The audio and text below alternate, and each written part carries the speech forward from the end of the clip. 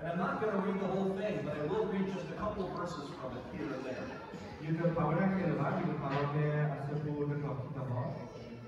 I said that this last year has been about God.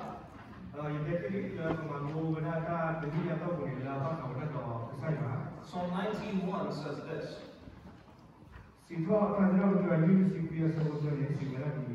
The heavens declare the glory of God, and the sky above proclaims His handiwork.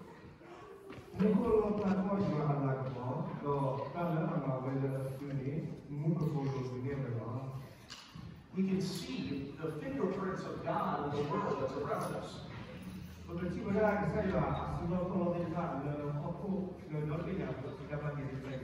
We learn about God in the universe that He has made.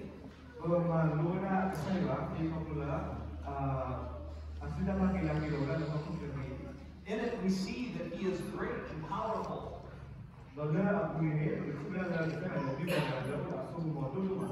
We also see that He has made many beautiful things, so He must be beautiful too.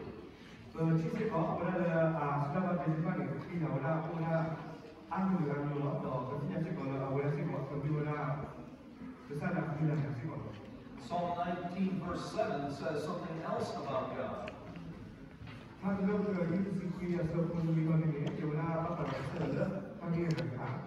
It says, the law of the Lord is perfect, reviving the soul. The testimony of the Lord is sure, making wise the simple.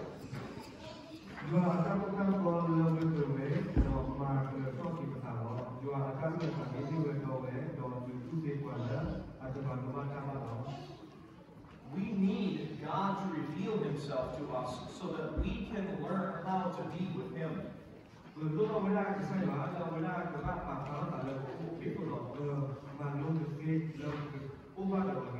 We can learn a lot about Him in the world that we see.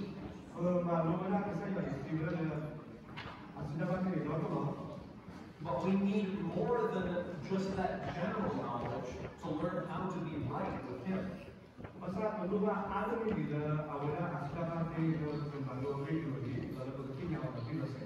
Verse 11 says, by God's law your servant is warned, and in keeping God's law there is a great reward.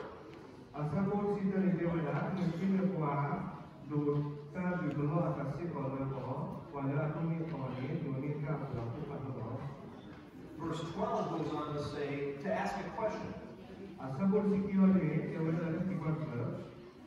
It says, who can understand His errors?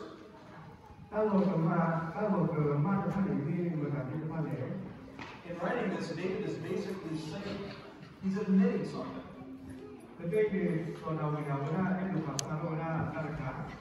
He's admitting that although God has given him many good gifts and shown him His word,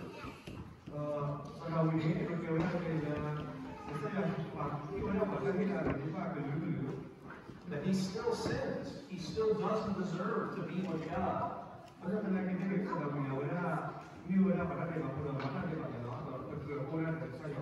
And so he asks God to help him be right with Him.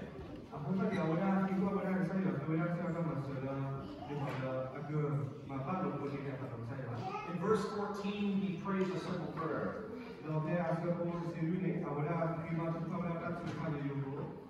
He says, let the words of my mouth and the meditations of my heart be acceptable in your sight, O Lord, my rock and my redeemer.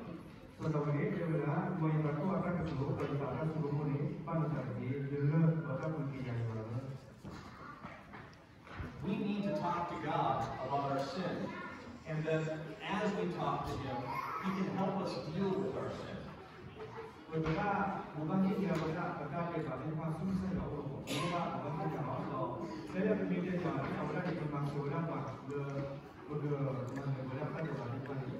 One of the things that we talked about this year was actually very difficult to understand.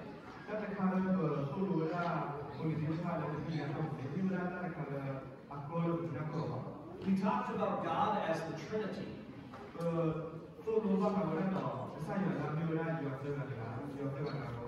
This means that God is one being, but there are three persons in that being.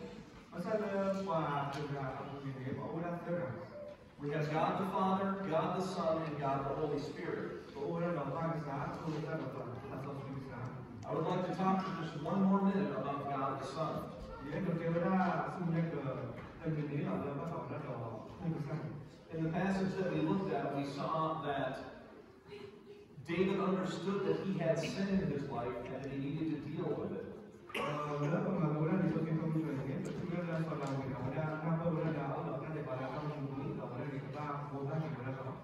God the Father and God the Son decided that the Son would come to earth.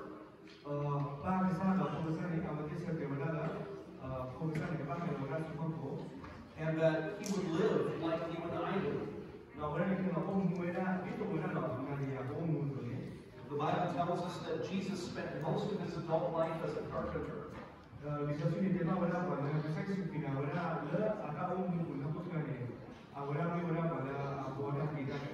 And he didn't have Ryobi tools to do it with.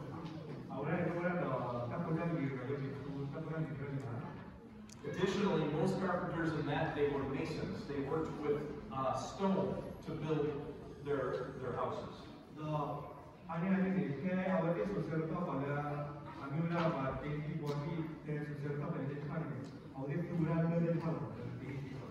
So Jesus spent all the way until his 30th year doing normal things like a normal person.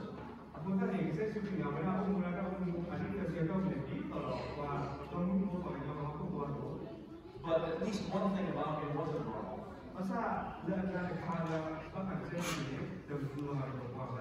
Jesus never sinned. He was perfectly obedient to all of his authorities throughout all of his life.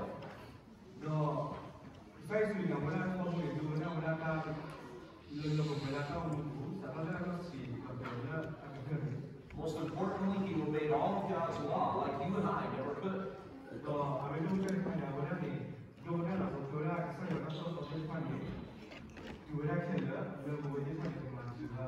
All of us have the same sort of sin problem that David did that we saw in Psalm 19.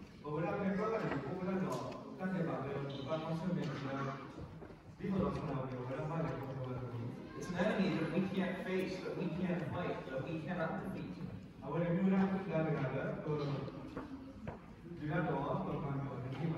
And any of you who have tried to not sin for even a day know exactly what I'm talking about.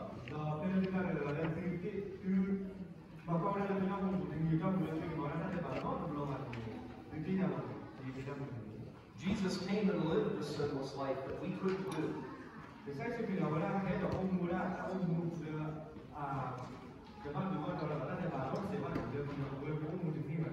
Then he died on the cross to take on himself the punishment we deserve for our sin.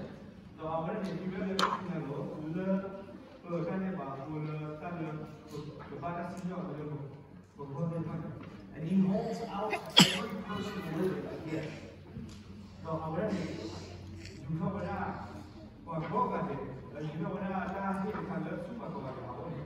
This is the gift of forgiveness from our sin.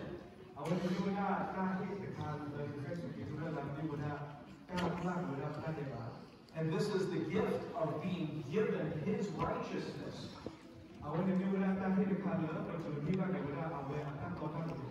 When someone accepts Jesus Christ as their Savior from their sin, the Bible says that when God looks at us, he sees Jesus' righteousness, not my sin, not your sin.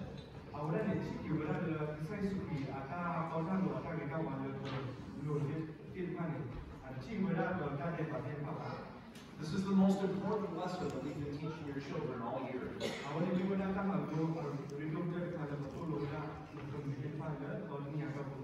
And it's not just a lesson for children. As I close now, I want to ask you this question.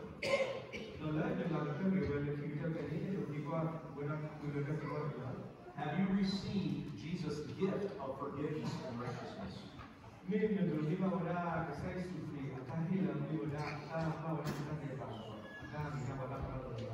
It is a simple thing to do, but a life-changing thing. 비오다 말에 유유고 유유고 가서 미시 거가라카를 아스콘 레벨을 가면 되는 We have to start out by admitting to God that we are sinners. And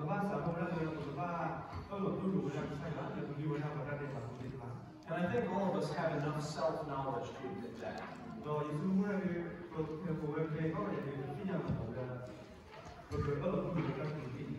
We must believe that Jesus came and lived and died like I described. And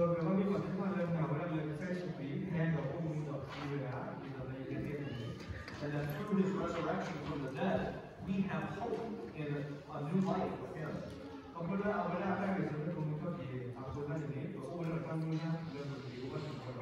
And we must simply talk to God and say, God, I want and accept the forgiveness of sins that Jesus gives.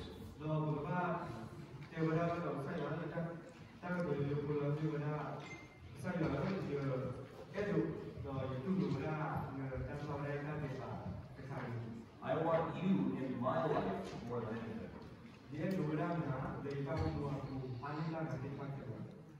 If any of you are hearing this message, children or adults,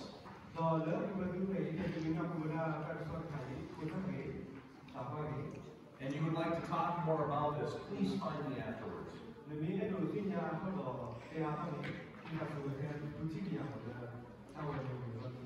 I will close by reading one final verse. It is one of the memory verses that the kids had this last quarter.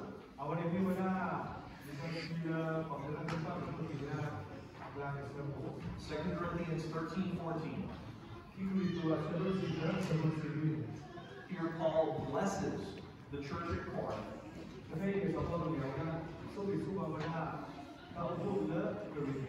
This is the blessing he gives that I hope will be for all of us tonight.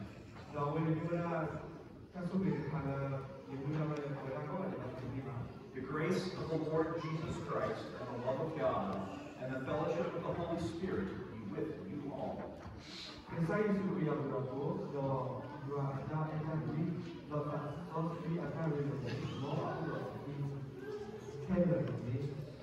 Let us close in prayer. Thank you, Father.